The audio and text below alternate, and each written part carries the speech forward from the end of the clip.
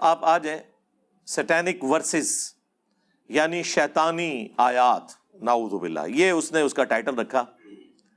انتہائی فضول کتاب ہے، کوئی علمی بیک گراؤنڈ نہیں اس کتاب کی، اور میں تو حیران ہوں اس کتاب کو اتنا اٹھایا کیا، اس میں ہے کیا؟ تخیلاتی چیزیں، ایک طلسماتی سٹوری کے انداز میں وہ لکھی گئی، ایک جعلی روایت کو بنیاد بنا کر ایک پورے کا پورا اس نے نیریٹو کھڑا کیا جس کی اصل قرآن و سنت کے بالکل مخالف تھی۔ اس قسم کی جعلی روایتیں تو ہماری کتابوں میں موجود ہیں۔ بھائی جس ریلیجن کے ماننے والوں نے 10 سے 15 سال کے اندر صدیوں کی رومن اور پرشین امپائرز کو اکھاڑ کے رکھ دیا ہو، تو آپ کیا سمجھتے ہیں کہ اس کے دشمن پوری دنیا میں کتنے ہوں گے؟ تو کیا وہ جعلی روایتیں داخل نہیں کریں گے ہماری کتابوں کے اندر؟ بخاری اور مسلم دونوں میں حدیث ہے، مسلم کی پہلی حدیث یہی ہے مولا علی علیہ السلام سے کہ رسول اللہ نے فرمایا صلی اللہ علیہ وآلہ وسلم، جس شخص نے میری طرف جھوٹ منسوب کیا وہ اپنا مقام جہنم میں دیکھ لے۔ کیونکہ رسول اللہ کو پتا تھا کہ جھوٹی روایتیں گھڑی جائیں گی، بعض اوقات امت کے وسیع تر مفاد میں بھی گھڑی جائیں گی۔ امام مسلم نے صحیح مسلم کے اندر مقدمے میں یہ لکھا ہے، جو مسلم کا پارٹ ہے، پہلی 92 روایتیں مقدمہ ہے، کہ میں نے نیک لوگوں کی زبان کے اوپر فی البدی جھوٹ جاری ہوتے ہوئے دیکھا ہے، وسیع تر مفاد کے اندر دین کے۔ آج بھی آپ دیکھ لیں کتنے واعظین ہیں کہانیاں سٹوریاں سنا رہے ہیں۔ مسلم کے مقدمے کے اندر لکھا ہوا ہے کہ ابن مسعود کہتے ہیں بعض اوقات شیطان انسانی شکل میں آ کے حدیث بیان کر کے چلا جاتا ہے اور لوگ وہ حدیث پھیلانا شروع کر دیتے ہیں۔ جب بعد میں پوچھا جاتا ہے کس نے بیان کی تو وہ کہتے ہیں ادھر ایک بندہ آیا تھا، ایک آواز آئی، اور وہ شیطان ہوتا ہے۔ یہ اسماء و رجال کا جو علم ہے، حدیث کی چینز اور ایک ایک بندے کا تعارف، یہ کس لیے رکھا گیا؟ اسی لیے تاکہ کوئی جھوٹی روایتیں ہماری کتابوں میں داخل نہ کر سکے۔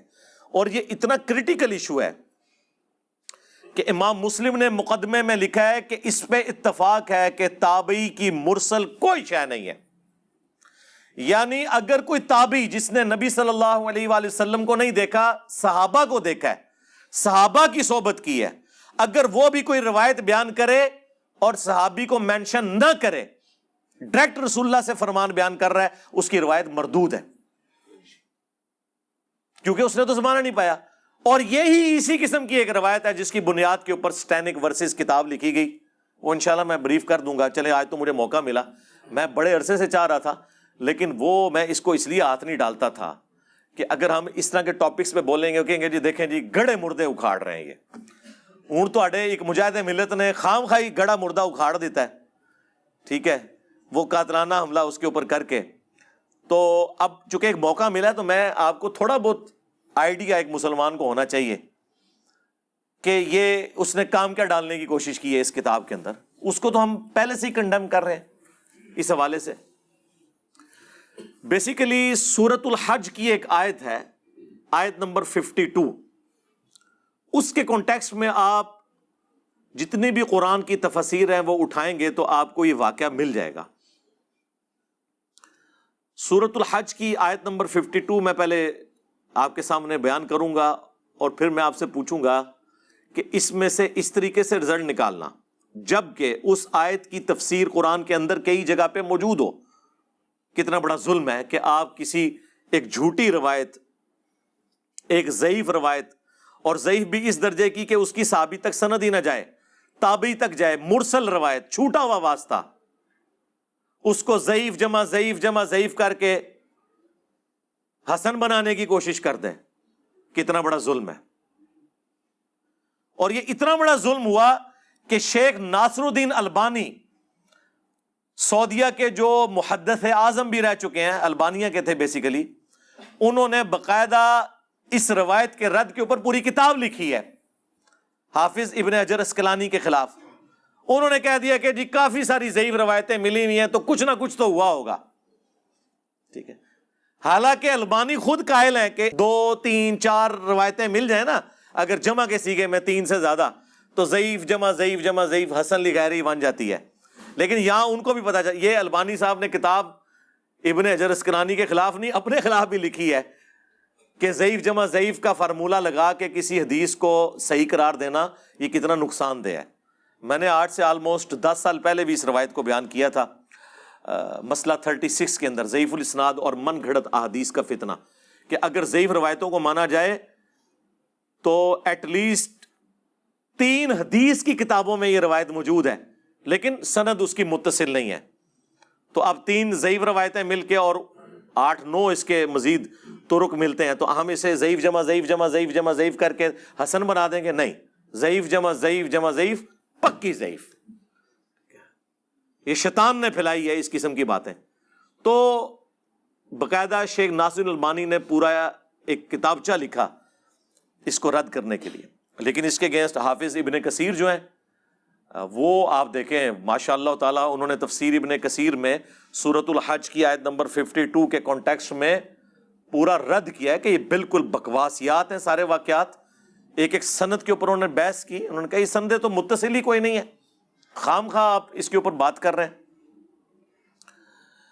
تو یہ روایت جو ہے وہ المعجم الکبیر طبرانی کے اندر موجود ہے، مسند البزار کے اندر موجود ہے اور مجمع الزوائد کے اندر بھی موجود ہے. خود ابن حجر اسقلانی کے استاد مجمع الزوائد میں طبرانی اور بزار کے ریفرنس سے لے کے آئے، انہوں نے کہا ہے کہ یہ روایتیں ٹھیک نہیں ہیں. ہمارے پاس تو اب یہ اردو ترجمے کے ساتھ طبرانی بھی آ چکی ہوئی ہے اور مجمع الزوائد بھی آ چکی ہے الحمدللہ. ہم کوشش کریں گے کہ اس کے امیجز جو ہے وہ اس میں ساتھ ڈسپلے کر دیں کہ بالکل جعلی روایتیں ہیں جن کی بنیاد کے اوپر یہ سب کچھ کیا گیا. وہ سورۃ الحج کی جو آیت نمبر 52 ہے اس کے کانٹیکسٹ میں ہوا. وہ آیت پہلے میں پڑھ دیتا ہوں تاکہ آپ کو یہ پتہ چل جائے. اعوذ باللہ من الشیطان الرجیم، بسم اللہ الرحمن الرحیم.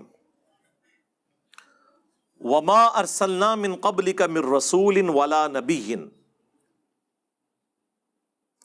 اور کوئی بھی ایسا رسول آپ صلی اللہ علیہ وآلہ وسلم سے پہلے نہیں گزرا اور نہ کوئی نبی، الا مگر یہ کہ، یعنی تمام انبیاء اور رسولوں کے ساتھ ایسا ہوا. کیا ہوا؟ اذا تمنا، کہ جب اس نے کوئی آرزو کی. اب یہ تمنا کے عربی میں 2 معنی ہیں، ایک ہے خواہش کرنا، کوئی ایفرٹ پٹ کرنا دین کی سربلندی کے لیے، اور ایک ہے کہ جو اس پہ کتاب نازل ہوئی ہے اس کی تلاوت کرنا. یہ دونوں معنی بیک وقت درست ہیں، اور دوسرے معنی کو پھر گھسیٹ کے انہوں نے اس میں فٹ ان کیا، وہ آپ کو پتہ چل جائے گا. القى الشیطان فی امنیتہ، تو شیطان بھی اس کی اس تمنا کے اندر اپنا حصہ ڈال دیتا تھا. یعنی اب اگر وہ کوشش کر رہا ہے تو شیطان کیا حصہ ڈالے گا کہ اس کوشش کے اندر رکاوٹیں کھڑی کرے گا، اور اگر وہ تلاوت کر رہا ہے تو وہ پھر اس قسم کی کوشش کرے گا کہ آڈینس تک اس کا کوئی غلط فہم پہنچے اور وہ غلط رزلٹ نکال لے. یہ دونوں معنی بیک وقت درست ہیں. فَيَنْسَخُ اللَّهُ مَا يُلْقِي الشَّيْطَانُ، تو اللہ تعالیٰ جو شیطان نے القاء کیا ہوتا ہے نا، یہ شیطان کی کوئی ایفرٹ ہوتی ہے، اسے تو ہٹا دیتا ہے. ثم يحكم الله آیاتی، اس کے بعد اللہ اپنی آیات کو محکم کر دیتا ہے. واللہ علیم حکیم، اور اللہ تعالیٰ علم والا اور حکمت والا ہے. اور ساتھ اس سے اگلی آیت میں اس کی حکمت بھی بیان ہو گئی ہے. لِيَجْعَلَ مَا يُلْقِي الشَّيْطَانُ فِتْنَةً لِلَّذِينَ فِي قُلُوبِهِمْ مَرَضٌ، اور یہ جو شیطان روڑے اٹکاتا ہے نا، یا نبی کی تلاوت کے اندر اپنا بھی کوئی حصہ اس طرح کا ڈالتا ہے کہ سننے والے اس کا غلط فہم لینا شروع کر دیتے ہیں. یہ جو کچھ ہو رہا ہوتا ہے نا، یہ اللہ تعالیٰ فرما رہا ہے کہ یہ اس لیے ہوتا ہے تاکہ ہم جن کے دلوں میں مرض ہے نا، جو ڈھیٹ لوگ ہیں، ان کے لیے اس کو آزمائش بنا دیں. وہ تو پہلے ہی بہانہ تلاش کر رہے ہوتے ہیں، تو ان کے لیے آزمائش بن جاتی ہے اور حق سے روگردانی کر دیتے ہیں. ظاہر ہے یہ اللہ تعالیٰ نے حق اور باطل کی کشمکش تو رکھی ہے نا، پلیٹ میں رکھ کے تو نہیں آپ کو دے دینی جنت. لوگ کہتے ہیں جی لوگوں کو استعانت اتنی مشکل سے سمجھانی پڑتی ہے. قرآن کے پہلے صفحے پہ لکھا ہوتا کہ بابوں کو پکارنا شرک ہے، تو اگے تو قرآن نازل کرنے کی بھی ضرورت کوئی نہیں سی. اللہ تعالیٰ نے ایاک نعبد و ایاک نستعین بیان کیا اور پھر آگے چل کے اس کو مضمون کو کھولا، لیکن اس کو اس طریقے سے بیان کیا کہ اگر کوئی بےایمانی پہ اترا ہوا ہو وہ اس کے ذریعے گمراہ ہو، جو سورۃ البقرہ میں آیا ہے، اللہ کی وجہ سے نہیں بلکہ آزمائش کی وجہ سے۔ دنیا میں کون سا گناہ ہے جو اٹریکٹ نہیں کرتا انسان کو؟ اللہ نے گناہ میں اٹریکشن کیوں رکھی ہوئی ہے؟ تاکہ انسان اس کی طرف مائل ہو اور پھر اپنی عقل کے ذریعے اپنے آپ کو قابو کرے اور گناہ سے بچ کے جنت کما لے۔ اور جس نے اس کے اوپر گر جانا ہے تو جہنم میں ہی جائے گا نا، زبردستی نہیں ہو رہی ہوگی، وہ اپنی مرضی سے کر رہا ہوگا۔ اسی طریقے سے یہاں پہ بھی ایسا ہی ہوا۔ تو اللہ تعالیٰ ماتا تاکہ وہ آزمائش بن جائے ان کے لیے۔ والقاسیۃ قلوبہم، اور جن کے دل کے اندر سختی موجود ہے نا ان کے لیے یہ فتنہ بن جائے۔ وَإِنَّ الظَّالِمِينَ لَفِي شِقَاقٍ بَعِيدٍ، اور بے شک جو ظالم لوگ ہیں، جو ہٹ درمی پہ اترے ہوئے ہیں، وہ تو دور کی بدبختی میں گر پڑے ہیں۔ وَلِيَعْلَمَ الَّذِينَ أُوتُوا الْعِلْمَ، اور یہ اس لیے بھی ہے کہ تاکہ جو اہل علم ہے نا، جو حق حاصل کرنا چاہتے ہیں، ان کا رزلٹ بالکل ڈیفرنٹ ہوگا اس طرح کے کاموں سے۔ وہ کیا ہوگا؟ انہ الحق من ربک، کہ یہ بے شک حق ہے ان کے رب کی طرف سے۔ فیؤمنوا بہ، بس وہ اس کے اوپر ایمان لے آئیں گے۔ فتخبت لہ قلوبہم، اور ان کے دل بھی اس کتاب کی طرف، اس دین کی طرف جھک جائیں گے۔ وَإِنَّ اللَّهَ لَهَادِ الَّذِينَ آمَنُوا، اور بے شک اللہ تعالیٰ تو ہدایت دیتا ہے ان کو جو بات مان لیتے ہیں، یا ایمان والے۔ ایمان والا وہی ہوتا ہے نا جو بات مان لیتا ہے۔ اِلَىٰ صِرَاطٍ مستقیم، سیدھے راستے کی طرف۔ تو یہ وہ آیت تھی جس میں بالکل واضح ہے کہ جب پیغمبر کوئی ایفرٹ پٹ کرتا ہے دین کی سربلندی کے لیے تو شیطان روڑے اٹکاتا ہے، تو اللہ تعالیٰ پھر الٹیمیٹلی پیغمبر کو نجات دے دیتا ہے، اہل ایمان کو، اور نیست و نابود کر دیتا ہے پیغمبر کے مخالفین کو۔ یا دوسرا معنی کہ پیغمبر جب کوئی کلام تلاوت کر رہا ہوتا ہے اس میں شیطان اپنا حصہ ڈال دیتا ہے، اس حوالے سے کہ سننے والے اس کا غلط مفہوم لینا شروع کر دیتے ہیں، اور وہ ظاہر ہے پھر آزمائش بن جاتی ہے جو بدبختی پہ اترے ہوئے ہیں ان لوگوں کے لیے، اور جو اہل ایمان ہے ان کو تو اللہ تعالیٰ ثابت قدم کر دیتا ہے، ان کو تو کوئی فرق ہی نہیں پڑتا اس چیز سے۔ اچھا، یہ جو اب میں مفہوم بیان کر رہا ہوں یہ قرآن کے اندر موجود ہے۔ یہ قرآن اپنی اس آیت کی تفسیر اور عقیدے کے اعتبار سے کسی حدیث کا محتاج نہیں ہے۔ حدیث میں مزید ایکسپلینیشن آ جاتی ہے یا سیاق و سباق کی کوئی تفصیلات آ جاتی ہیں، عقیدے میں تو قرآن کسی حدیث کا کوئی محتاج نہیں۔ اب میں کراس ریفرنس کے طور پہ آپ کو ایک آیت پیش کروں گا، اس سے آپ کو مضمون کھل جائے گا۔ سورۃ الانعام کی آیت نمبر 112 اور 13۔ یہ وہی آیت ہے وہ جو المحنت کے شروع میں انہوں نے لکھی ہے نا، شیطانی لشکر ہم پہ حملہ آور ہوا جس طرح کہ انبیاء پہ ہوتا تھا۔ آئیے یاد آیت؟ اے وہ آیت ہے۔ وَكَذَلِكَ جَعَلْنَا لِكُلِّ نَبِيٍّ عَدُوًّا، اور اسی طریقے سے ہم نے ہر نبی کے لیے دشمن بنائے تھے، شیاطین الانس والجن، انسانوں میں سے بھی شیاطین اور جنوں میں سے بھی، یوحی بعضهم الی بعض زخرف القول غرورا، جو بعض کے دل میں بڑا بنا سوار کر ایسے بد عقیدگیاں جو ہے نا وہ لیپا پوتی کر کے مزین کر کے ان کے دلوں میں ڈال دیتے ہیں۔ وَلَوْ شَاءَ رَبُّكَ مَا فَعَلُوا، اور اگر تیرا رب زبردستی کرنا چاہتا نا تو کسی شیطان کی مجال نہیں تھی کہ اس طرح کسی کو گمراہ کر سکتا۔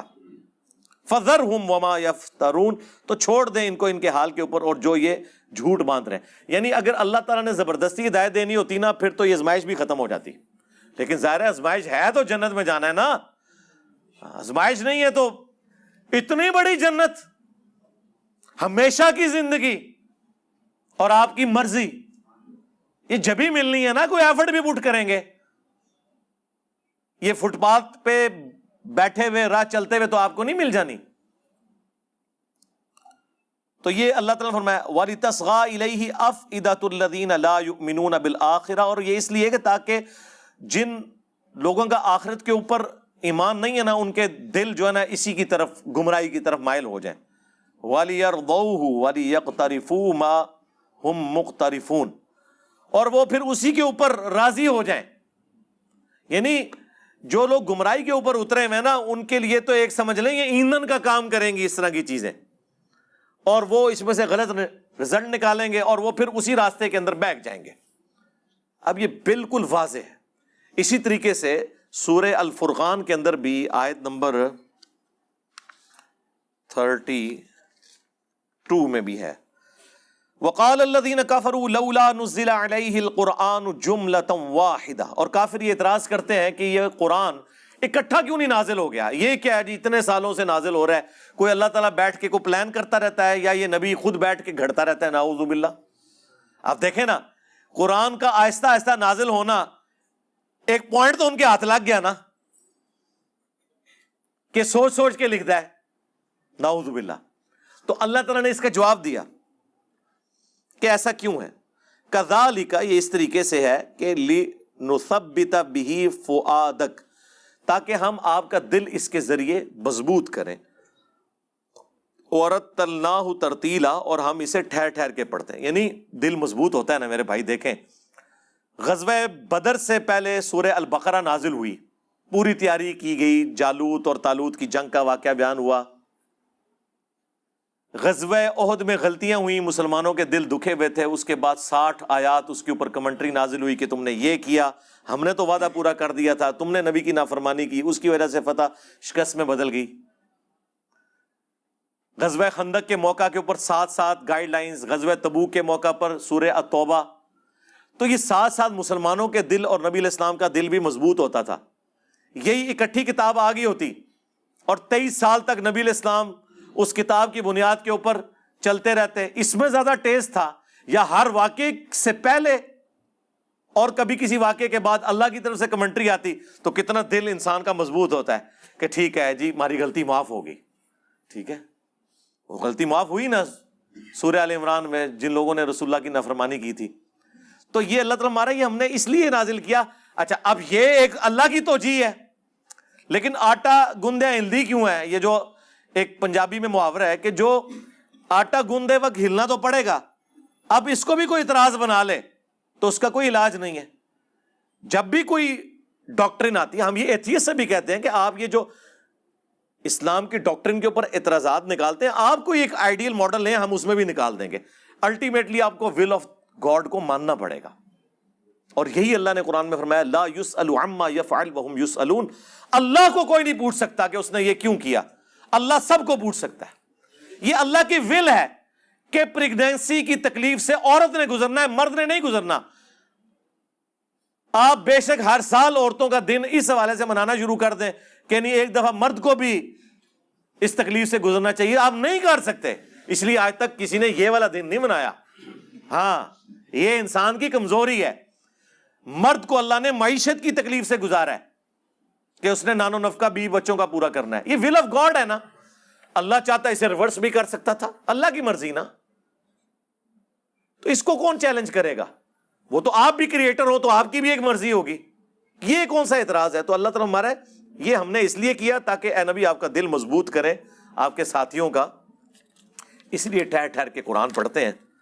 اور پھر اللہ نے ساتھ ہی فرمایا وَلَا يَأْتُونَكَ بِمَثَلٍ إِلَّا جِئْنَاكَ بِالْحَقِّ وَأَحْسَنَ تَفْسِيرًا، اور اے نبی جب کبھی بھی کوئی بھی اعتراض آپ کے پاس لے کر آتے ہیں نا تو دیکھیں ہم کس طرح سچائی کے ساتھ اس کی تعویل آپ کو سکھا دیتے ہیں۔ کوئی اعتراض لے کے آتے ہیں تو آپ کو بتا دیتے ہیں کہ یہ اس لیے ہے، یہ اس کو غلط رنگ دے رہے ہیں، یہ اس طرح ہے ہی نہیں ہے۔ اب میرا ایک معصومانہ سوال ہے، اگر وقت کے پیغمبر کے ساتھ یہ ہو رہا ہے کہ ان کی باتوں کا لوگ غلط مطلب لے کے الٹا انہیں بلیم کر رہے ہیں، اس سے بڑھ کر ان پر جو اللہ کی کتاب ہے اس میں کیڑے نکال رہے ہیں، تو اسی تسی تو شاہی کوئی نہیں۔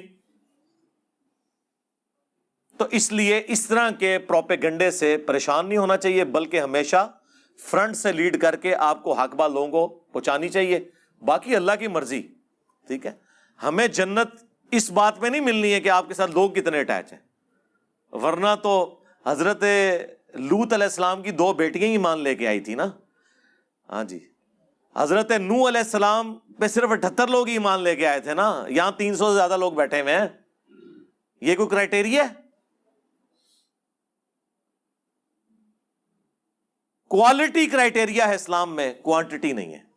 تو یہ ساری وہ چیزیں کراس ریفرنس کے طور پہ میں نے آپ کو پیش کی تاکہ آپ کو پتہ چل جائے کہ جن لوگوں کے دلوں میں ٹیڑھ پن ہوتا ہے نا، وہ قرآن کی آیات کا غلط فہم بیان کرنے کی کوشش کرتے ہیں اور اس کے ذریعے پھر لوگوں کو گمراہ کرتے ہیں. یہ قرآن کے اندر اس کی باقاعدہ تفسیر موجود تھی، اس کے باوجود اس خبیث نے سیٹینک ورسز جو لکھی کتاب، اس میں اس نے اپنا لقمہ اس کے منہ میں ڈالنے کی کوشش کی.